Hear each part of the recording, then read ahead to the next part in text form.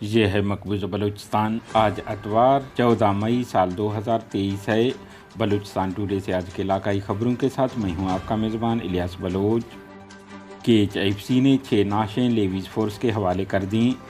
World forces ہاتھوں ایک شخص جبری لاپتہ لواحقین اور علاقہ مکینوں نے شاہراہ سمیت وڈ شہر کو بند کر دیا۔ رکھنی مسلح سرکاری جتھوں نے 13 سالہ دوشیزہ کو اغوا کر لیا۔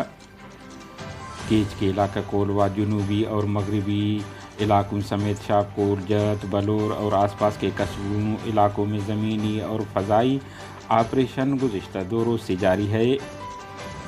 پنجگور کلم چوک پر فورسز چوکی پر دستی بم حملہ، علاوہ سبی بولان علاقہ مشکاف کے قریب ریلوے ٹریک پر دھماکہ جس کے نتیجے میں ایک ملازم زخمی ہوا۔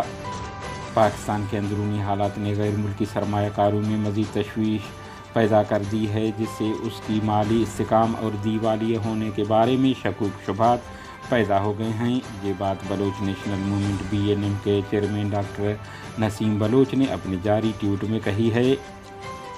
بولان اور چمن فائرنگ میں 2، کوئٹہ میں کوہ پیما اور سبی میں 2 نوجوان ڈوب کر ہلاک۔ کیچ لیویز فورس کے مطابق FC کیچ کے ہیڈ کوارٹر سے 6 نعشیں لیویز کے حوالے کر دی گئی ہیں، جن میں سے لیویز نے 4 کو ڈسٹرکٹ ٹیچنگ ہسپتال منتقل کر دیا ہے، جبکہ 2 نعشیں مزید ہسپتال لائی جا رہی ہیں۔ لیویز کے مطابق نعشوں کی ابھی تک شناخت نہیں ہو پائی ہے۔ آپ کو علم ہے جمعے کے روز قابض پاکستانی فوج کے ترجمان نے ایک بیان میں ضلع کیچ کے علاقہ ہوشاب میں 5 مسلح افراد کو فوجی درندگی میں ہلاک کرنے کی تصدیق کی تھی۔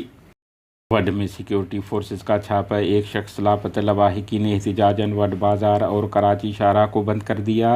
بتایا جا رہا ہے کہ وڈ کے علاقہ لوپ میں صبح 6 بجے سیکیورٹی فورسز نے ایک گھر پر چھاپہ مار کر علی احمد ولد محمد نور گمشاد زئی نامی شخص کو گرفتار کر کے نامعلوم مقام منتقل کر دیا، جس کے بعد لواحقین نے لاپتہ ہونے والے شخص کی بازیابی کے لیے کراچی جانے والی شاہراہ کو اسسٹنٹ کمشنر آفس کے سامنے بند کر دیا۔ آخری اطلاع تک انتظامیہ کی یقین دہانی پر شاہراہ کھول دیا گیا ہے۔ کوہلو گزشتہ شب رکھنی پولیس ایریا میں نامعلوم مسلح افراد نے بندوق کے زور پر حیدر بلوچ نامی بزرگ گھر کی چار دیواری کو پامال کر کے اس کی 13 سالہ بیٹی کو اغوا کر لیا ہے۔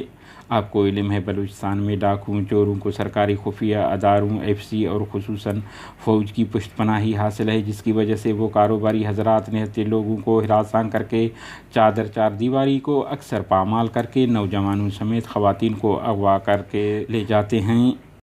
چمن میں مسلح افراد نے لیوی سپاہی نور اللہ ولد ملک خیر محمد کو فائرنگ کر کے ہلاک کر دیا۔